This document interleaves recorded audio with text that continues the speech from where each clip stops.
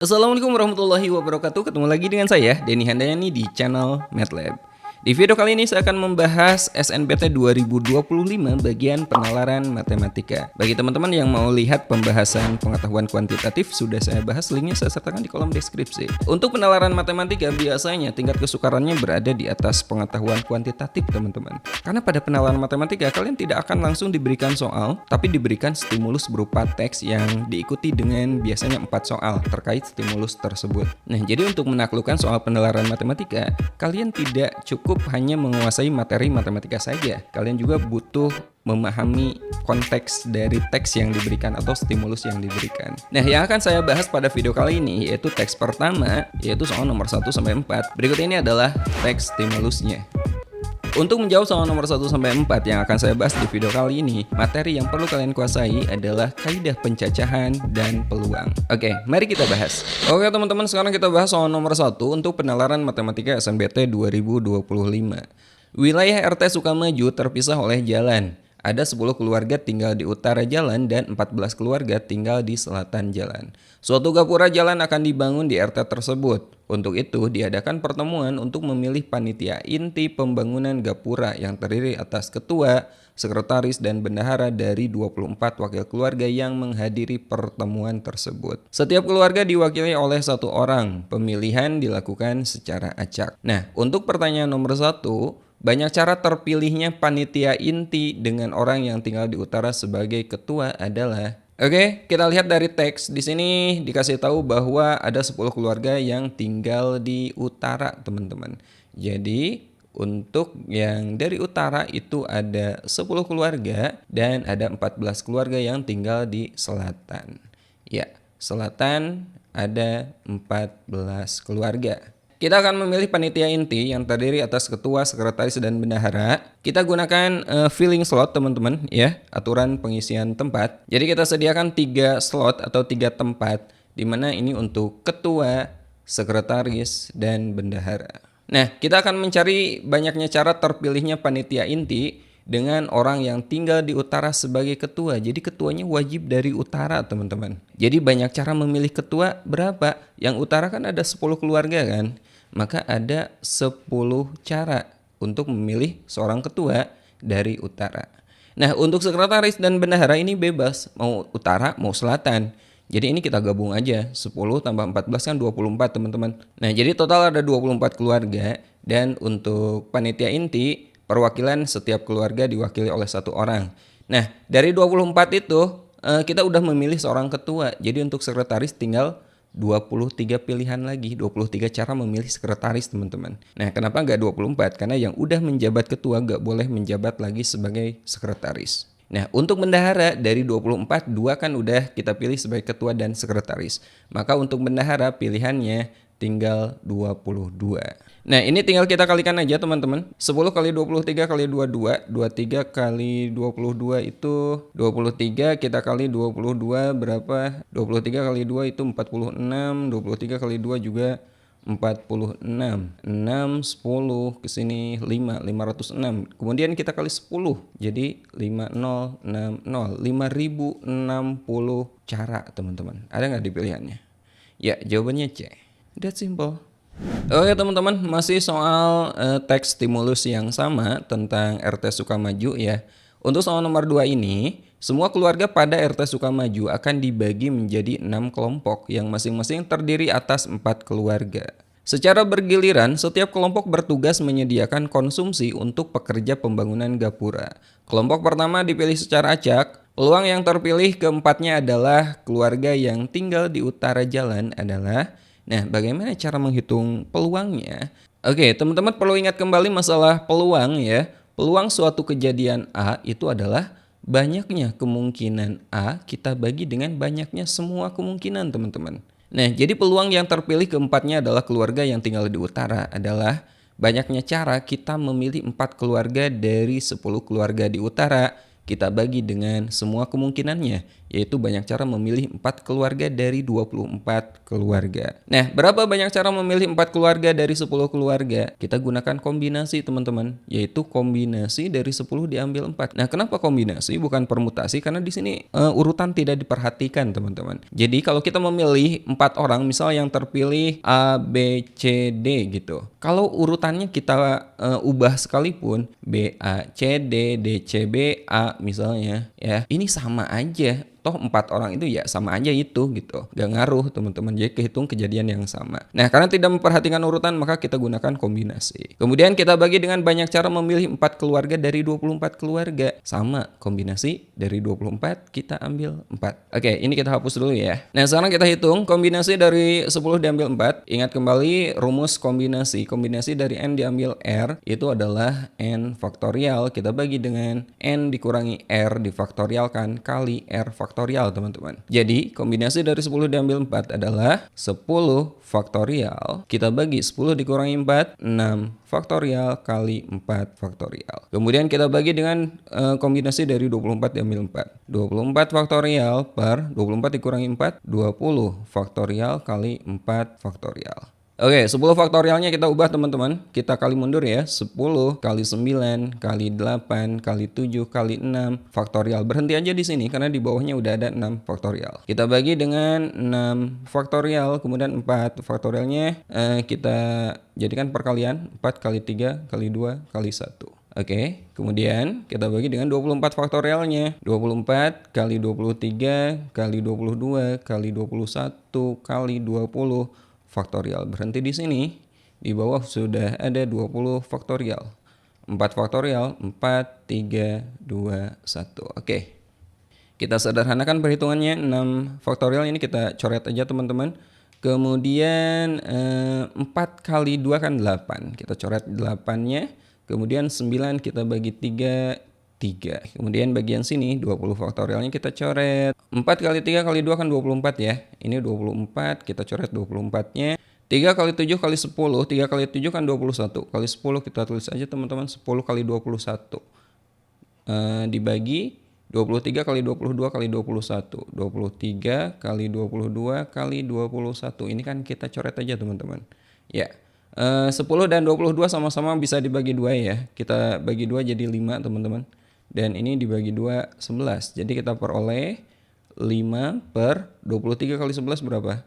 253. Ada nggak? 5 per 253. Jawabannya adalah A. Oke, kita lanjut soal ketiga. Masih stimulus yang sama teman-teman. Pada pertemuan tersebut juga dipilih 3 orang untuk mewakili RT dalam suatu kegiatan di kelurahan. Peluang terpilihnya ketiganya dari utara jalan atau ketiganya dari selatan jalan. Oke, kita bagi beberapa kasus dulu teman-teman. Yang pertama, kita akan menghitung banyaknya cara memilih ketiganya dari utara. Dari utara kan ada 10 keluarga. Berarti banyak cara memilih ketiganya dari utara adalah kombinasi dari 10 diambil 3. Gitu. Kenapa kombinasi? Karena di sini dipilih 3 itu tanpa memperhatikan urutan teman-teman. Oke, ini kita hitung dulu teman-teman. Kita pakai rumus kombinasi sama seperti tadi. Kombinasi dari N diambil R adalah N faktorial kita bagi dengan N dikurangi R faktorial kita kali dengan R faktorial. Jadi kombinasi dari 10 diambil 3 adalah 10 faktorial kita bagi dengan 10 dikurangi 3. 7 faktorial kali 3 faktorial sama dengan 10 faktorial itu 10 kali 9 kali 8 kali 7 faktorial, berhenti di sini. Di bawahnya ada 7 faktorial, 3 faktorial itu kan 3 kali 2 kali 1. Ini kita coret teman-teman. Kemudian 8 ini kita bagi 2, kita peroleh 4. Dan 9 ini kita bagi 3, kita peroleh 3. 3 kali 4, 12 kali 10, 120 cara teman-teman. Ya, banyak cara memilih ketiganya dari utara adalah 120 cara. Sekarang kita cari banyaknya cara memilih ketiganya dari selatan. Kombinasi dari selatan itu kan ada 14 keluarga ya. Jadi kombinasi dari 14 kita ambil 3. 14 faktorial per 14 dikurangi 3. 11 faktorial kali 3 faktorial. 14 faktorial itu 14 kali 13 kali 12 kali 11 faktorial per 11 faktorial kali 3 kali 2 kali 1. Ini 11 faktorialnya kita coret teman-teman. 3 kali 2 kali 1 itu 6, 12 dibagi 6, 2. 14 kali 13 itu 182 ya. 182 kali 2, 364 teman-teman. 364 cara. Oke, kita akan mencari peluang terpilih ketiganya dari utara atau ketiganya dari selatan. Nah, sekarang kita butuh banyaknya semua kemungkinan teman-teman. Yaitu tidak dibedakan antara utara dan selatan. Yaitu banyaknya cara kita memilih 3 dari 24 keluarga. Nah 24 itu gabungan dari utara dan selatan teman-teman.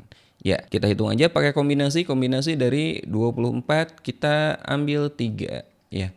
24 faktorial per 24 dikurangi 3, 21 faktorial kali 3 faktorial. 24 kali 23 kali 22 kali 21 faktorial. Kita bagi dengan 21 faktorial 3 kali 2 kali 1.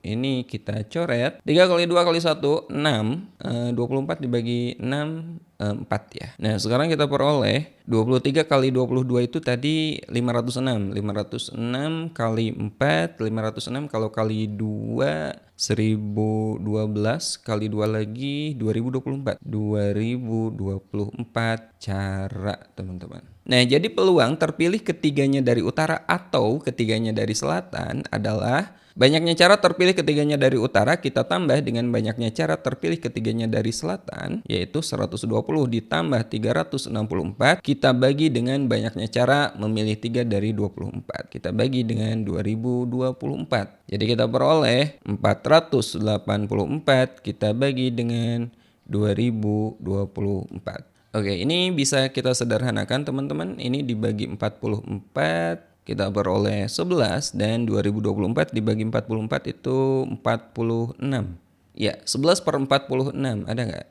Jawabannya adalah E. Oke teman-teman, sekarang kita bahas soal terakhir untuk teks stimulus yang ini, yaitu soal nomor 4. Peluang terpilihnya orang dari utara jalan sebagai ketua dengan tempat tinggal sekretaris dan bendahara terpisah oleh jalan adalah. Nah artinya ketua itu wajib dari utara teman-teman, sementara sekretaris dan bendahara itu harus beda. Jadi kalau sekretaris dari utara maka bendaharanya selatan, dan sebaliknya kalau sekretarisnya dari selatan maka bendaharanya dari utara. Jadi di sana ada dua kemungkinan. Untuk kemungkinan pertama, kasus pertama, ketua, sekretaris, bendahara, ketua itu wajib dari utara.